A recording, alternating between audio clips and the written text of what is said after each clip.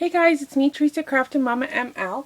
I am back just with a quick review. When I showed my last haul, I actually had quite a few people asking me about the Rangers Archival ink in jet black, and they also asked me about the Staz On all-purpose cleaner. Now, I'll be honest, I haven't used either, so I'm kind of doing a review for both of us, and we're kind of going to see how this works. Now, when I bought this at the local scrapbooking store, she did mention that this should take off any of the ink from my stamps from before. Now, I just used, well, I didn't. My girls were using the, what is this one? It's an Archival die, and it's the pink one from Heidi Swap. Now, that left my stamp, as you can see, in a pink stain. Now, my black never does that, but this one for some reason did. So first off, I am going to try and clean those just to see if it actually works. She was saying that it should take the dye right off, so I guess we'll try. So this, maybe I should get a scrap piece of paper. Actually, I can use the other bottom of that Spectrum Noir. So I'm just going to lay this down. And on here, it basically just says, rub the tip lightly against rubber stamp. Wipe off excess solution with damp cloth, which I have ready for me. Repeat for stubborn stains. Perfect for use on dye, pigment, craft, and based ink. So, I guess we'll just give it a good shake. Hopefully this is in camera. Let me double check. Yep. So I'm just going to... So I see the solution coming out. So it basically said just dab it.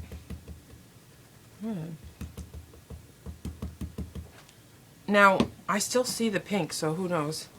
Now I just got one of my washcloths wet, and now it's saying just wipe off the excess solution. Now I still see pink, though. But it said repeat, repeat if desired, like if the stain's being stubborn, but how many times do you gotta repeat it? So I'll do it one more time on camera. So this would be my second time. I'm gonna kind of rub it and see if that works. And see, it doesn't say to keep this on either. Like, it's not saying let it sit, but I'm gonna let it sit for a second just to see if that works. And I will tell you, for people that don't have this, that want to use it, it does have quite a smell to it. It's almost like a rubbing alcohol smell. And even on here, it does say use in a well ventilated area. The smell is pretty strong, so I'm not sure if I'd use that around my children, but it's kind of, yeah, it kind of reminds me of like a rubbing alcohol smell. Now, I'm wiping it all off, but as you guys can see, I still clearly see the dye on this.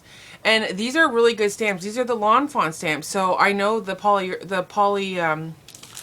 whatever that's called, photopolymer is a good stamp. Now, I do think it kind of lightened the color. So maybe if I keep doing a couple, but honestly, it's not a huge issue. So I'm going to keep it as is and then just clean my stamps now right after, and maybe not let the kids use the Heidi Swap one. I don't know. We'll see how that works. So I'm just going to set that aside. Now, I am going to use the ink and then try and take it off right away. So we're going to see how that works. Now, I'm just going to take, and now this is photopolymer as well. I'm going to take, and I wanted this snowman stamp, and the reason why I wanted that was because the top, I want to see how black this gets.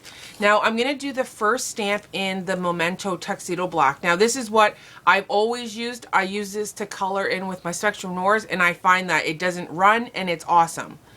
And like, it's like a really nice crisp black. So, we're going to do this quick, just for camera's sake.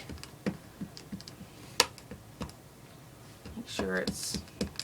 Now, the reason why I bought another ink pad was because this one's, it's not as juicy anymore. It's starting to...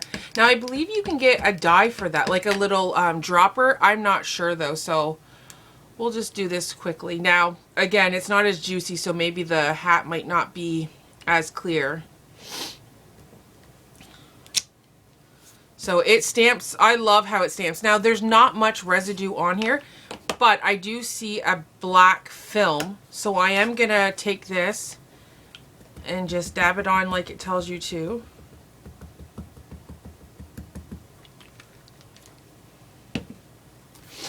And now it says just wipe it off.